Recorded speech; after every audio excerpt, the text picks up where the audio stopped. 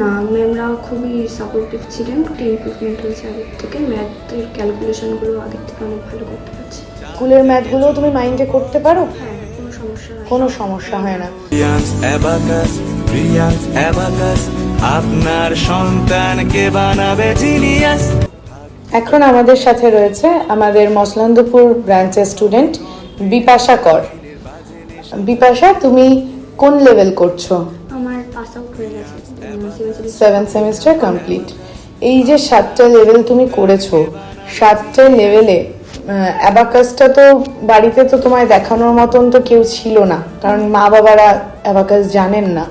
তো সেখানে তোমার বাড়িতে ম্যাথ করার পক্ষে কতটা হেল্প করেছে ম্যাম? মানে তুমি কতটা বুঝে এখান থেকে বুঝে শিখে বাড়িতে কোনো প্রবলেম হয়েছে? না, ম্যামরা খুবই সাপোর্টিভ ছিলেন, সাপোর্ট করেছেন, আর সব কিছু ঠিকঠাকভাবে বুঝিয়ে আমার হেল্প হয়েছে। স্কুলের ম্যাথ করতে কোনো প্রবলেম হয়েছে? স্কুলের ম্যাথ করতে প্রবলেম হয় না, অনেকটা ইমপ্রুভমেন্ট হয়েছে আগের থেকে, ম্যাথের ক্যালকুলেশনগুলো আগের থেকে অনেক ভালো করতে পারছি। আজকে তুমি এখানে কেন এসেছো? আজকে নিউ ম্যাজিক্স 2.0 যে ফাইনাল লেভেলের যে কম্পিটিশন, সেটা attend করতে এসেছি। তুমি তো পাস আউট হয়ে গেছো, তা এই যে আজকে এক্সামটা দিতে এসেছো সেটা নিশ্চয়ই প্র্যাকটিস করেছো।